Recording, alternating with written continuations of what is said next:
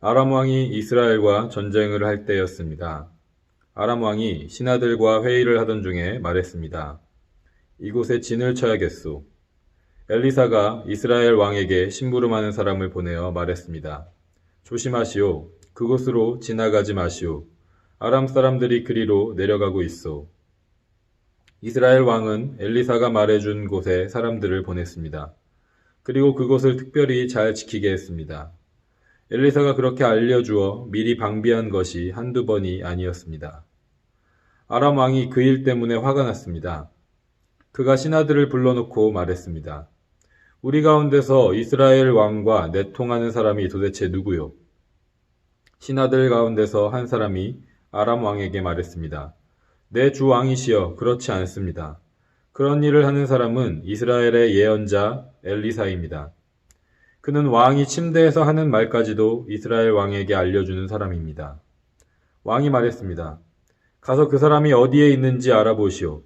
내가 사람을 보내어 그를 붙잡아 오겠소. 신하들이 돌아와서 왕에게 보고했습니다. 그는 도단에 있습니다.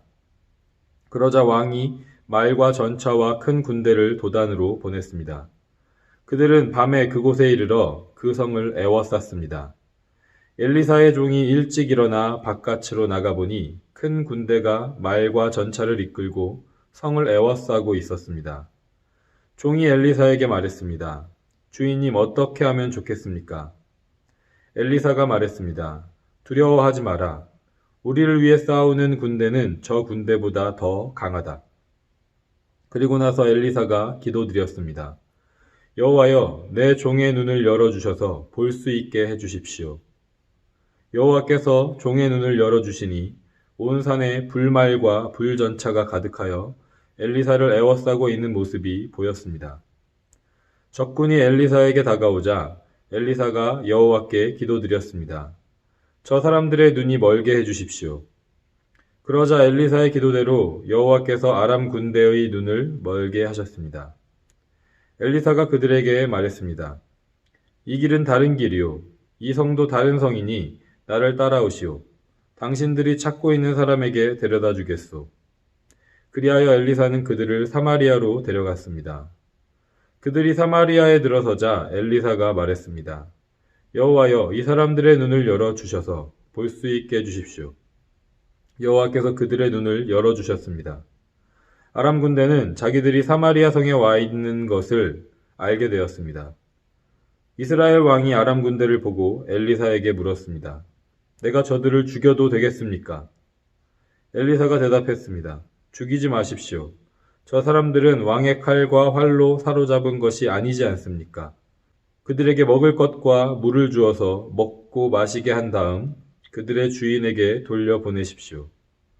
그리하여 왕은 아람 군대를 위해 큰 잔치를 베풀었습니다. 그들이 먹고 마시게 한 뒤 왕은 그들을 돌려보냈습니다. 그들은 자기 주인에게 돌아갔습니다. 그 뒤로 얼마 동안 아람 군대는 이스라엘 땅에 쳐들어오지 않았습니다. 아멘. 눈을 여시는 하나님이라는 제목으로 함께 하나님 말씀 나누도록 하겠습니다. 오늘 본문은 이스라엘과 아람이라는 나라 사이에서 일어났던 전쟁에 대한 이야기입니다. 아람 왕이 전쟁 전략을 세울 때마다 이스라엘이 그것을 알아차리고 아람 군대가 숨어 있는 곳을 피해 다녔습니다. 화가 난 아람 왕은 자기 편 가운데 이스라엘에게 정보를 알려주는 스파이가 있다고 생각했습니다. 하지만 실제로는 스파이가 있었던 것이 아니라 하나님께서 엘리사 선지자를 통해서 아람의 전략을 이스라엘에게 알려주셨던 것이었습니다. 이 사실을 알게 된 아람 왕은 군대를 보내서 엘리사를 붙잡으라고 합니다. 아람 왕의 명령에 따라 아람 군대가 엘리사가 있는 곳으로 가서 엘리사가 도망가지 못하도록 포위했습니다. 어마어마한 숫자의 아람 군대를 본 엘리사의 종은 두려워하며 어찌할 줄을 몰랐습니다. 엘리사는 종을 안심시키면서 아람 군대보다 더 큰 군대가 자신들을 보호하고 있다고 말합니다. 그리고 하나님께서는 엘리사의 종의 눈을 여셔서 그들을 둘러싸고 있는 하나님의 군대의 불말과 불전차들을 보게 하십니다. 그리고 이와 반대로 하나님께서는 아람 군대가 아무것도 보지 못하도록 그들의 눈을 가리십니다. 엘리사는 눈이 멀어서 아무것도 보지 못하고 아무것도 할 수 없는 아람 군대를 인도해서 이스라엘의 수도인 사마리아로 데리고 갑니다. 아람 군대가 사마리아에 도착하자 하나님께서는 그들의 눈을 다시 열어서 보게 하십니다. 그들은 그제서야 자신들이 이스라엘의 수도 사마리아에서 이스라엘 군대에 포위되어서 도망칠 수도 없는 상황에 빠진 것을 알게 되었습니다. 이스라엘 왕은 엘리사에게 아람 군대를 죽여도 되겠냐고 물어봅니다. 하지만 엘리사는 이스라엘 왕에게 그들을 죽이지 말고 그들에게 잔치를 베풀어서 먹고 마시게 한 후에 아람 왕에게 돌려보내라고 말합니다. 이것이 오늘 본문에 나오는 이야기의 줄거리입니다. 이 전쟁 이야기를 통해서 우리는 하나님께서 어떤 분이신지를 깨닫게 됩니다. 첫 번째로 하나님은 눈을 열어서 보게 하시는 분이십니다. 누구의 눈을 여시는가? 두려움에 떨고 있는 하나님의 백성의 눈을 여십니다. 눈을 열어서 무엇을 보게 하실까요? 주변을 가득 에워싸고 있는 불말과 불전차를 보게 하십니다.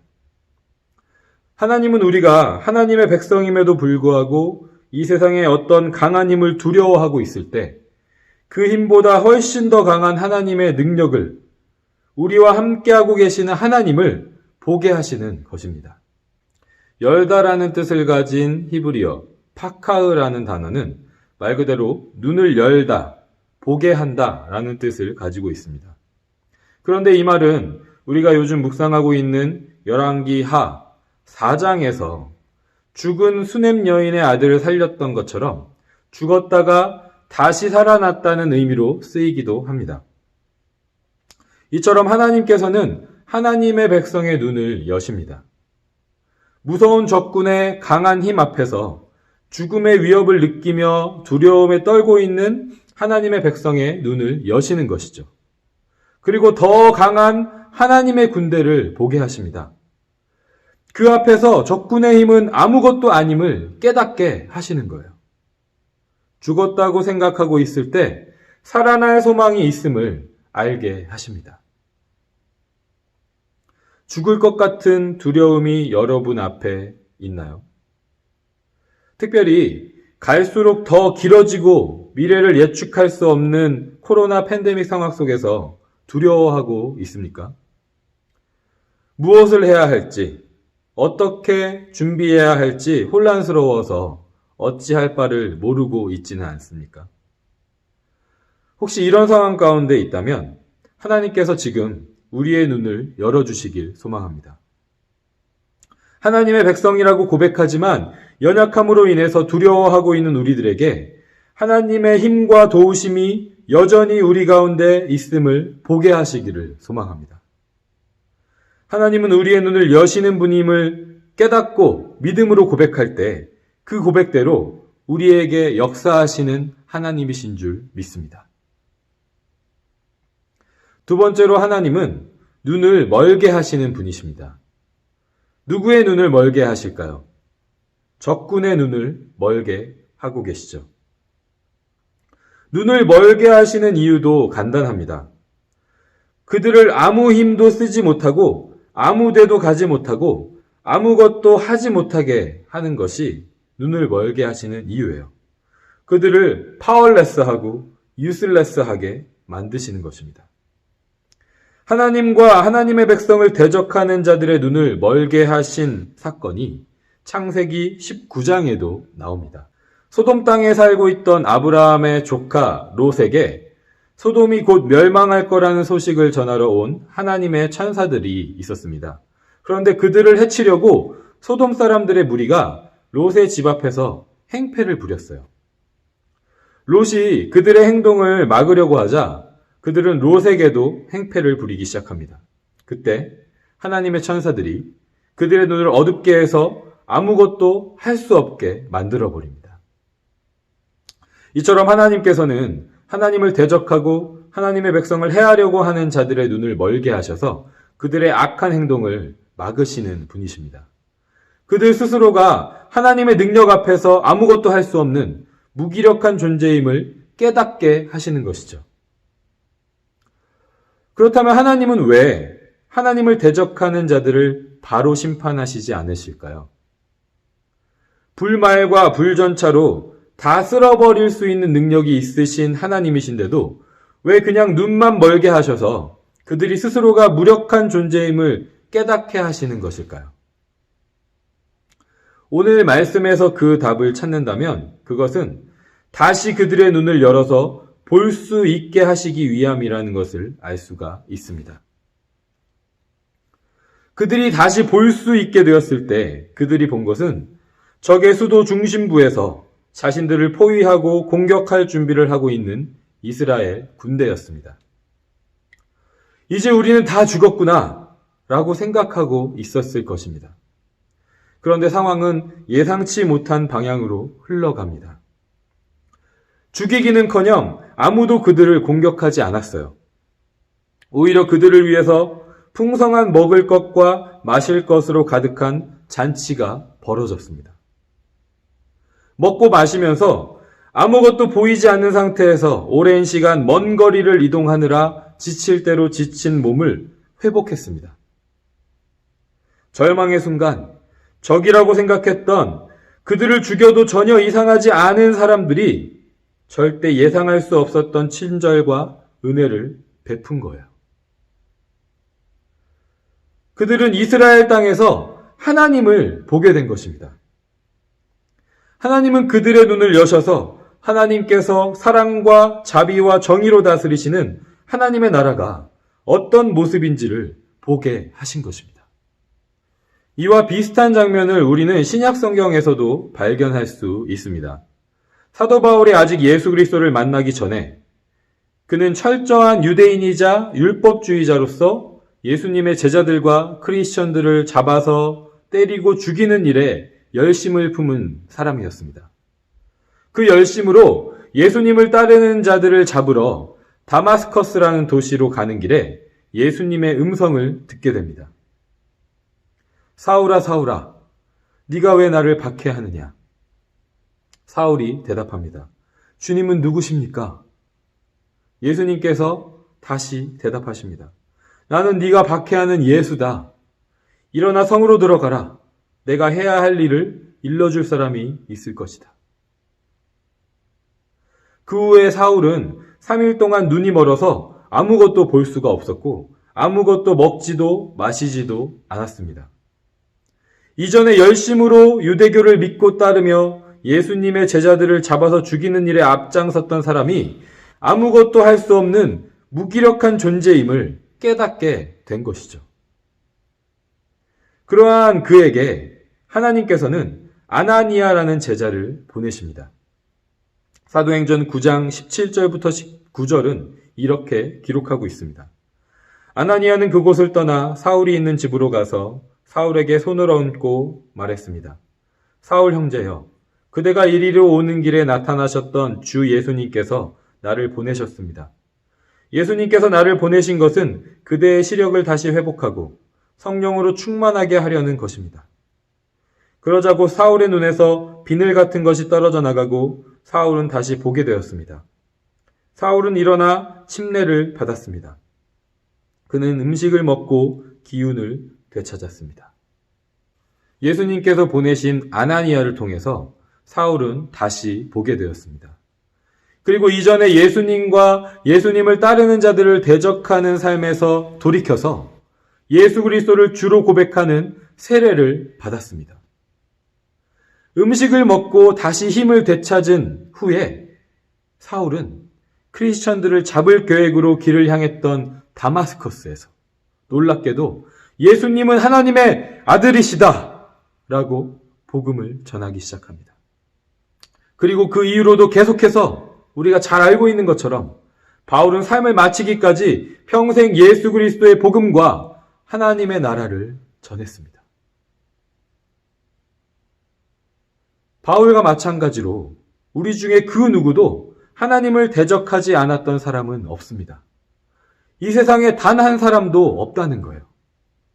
그런데 우리가 하나님의 원수였을 때 하나님께서는 예수 그리스도의 십자가 죽음을 통해서 우리를 다시 하나님의 백성, 하나님의 자녀가 되게 하신 것입니다. 내 생각과 계획을 의지하고 내 힘을 믿고 하나님을 대적했던 나의 눈을 멀게 하셔서 내가 하나님 앞에서 아무것도 아닌 존재, 아무 힘도 없는 존재, 아무것도 할 수 없는 무력하고 쓸모없는 존재임을 깨닫게 하셨다가 다시 우리의 눈을 열어주셔서 하나님을 보게 하시는 거예요. 강한 군대로 위협하고 강한 힘으로 다스리는 하나님이 아니라 배고픈 자에게 먹을 것을 주시고 목마른 자에게 마실 것을 주시는 하나님을 보게 하시는 것입니다. 예수님께서 십자가에 달리시기 위해 잡히셨을 때 사람들은 오해했어요. 만약에 예수님이 정말 하나님의 아들이라면, 예수님이 정말 약속된 메시아, 그리스도라면 십자가에 달려 죽으러 잡혀오실 리가 없다고 생각했습니다. 그동안 보여주셨던 기적과 능력으로, 강한 힘으로 싸워서 이기실 거라고 생각한 거예요. 하지만 예수님께서는 이렇게 말씀하십니다. 요한복음 18장 36절에서 내 나라는 이 세상에 속하지 않았다. 만일 내 나라가 이 세상에 속한 나라였다면 내 종들이 싸워서 내가 유대인들에게 잡히지 않게 했을 것이다. 이제 내 나라는 이 땅에 속한 것이 아니다. 예수님은 십자가 죽음을 통해서 하나님 나라를 보여주십니다. 하나님의 나라는 이 세상에 속한 나라와 같지 않다라는 거예요. 이 세상에서는 강한 힘을 가진 나라가 약한 힘을 가진 나라를 공격해서 그 힘을 보여줍니다. 그 힘에 굴복하지 않으면 죽이고 벌함으로써 굴복하지 않은 대가를 치르게 합니다. 그리고 그 강한 힘을 계속 유지하면 전쟁과 싸움이 없는 평화의 상태 또한 유지하게 되는 것입니다. 그런데 하나님의 나라는 이 세상의 나라와는 완전히 다르다는 거예요.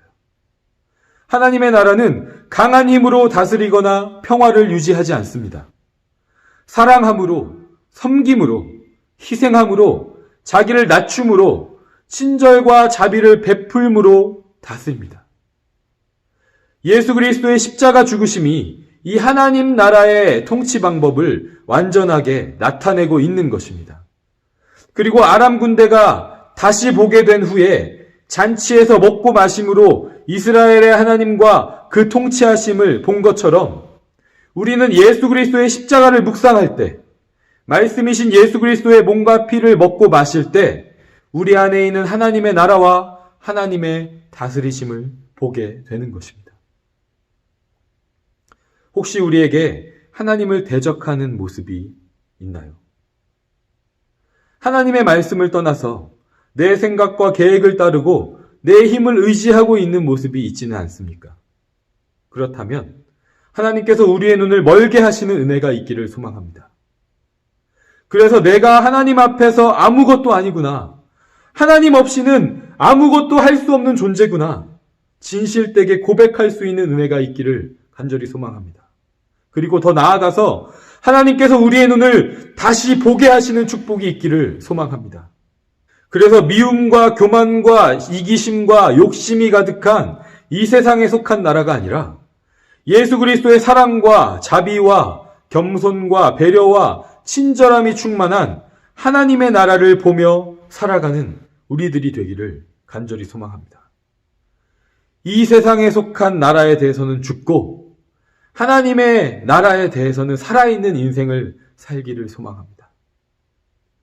이 간절한 소망을 담아 성령님의 도우심을 구할 때 하나님께서 우리 엎드림 학생부 한 영혼들의 눈을 열어주실 줄 믿습니다.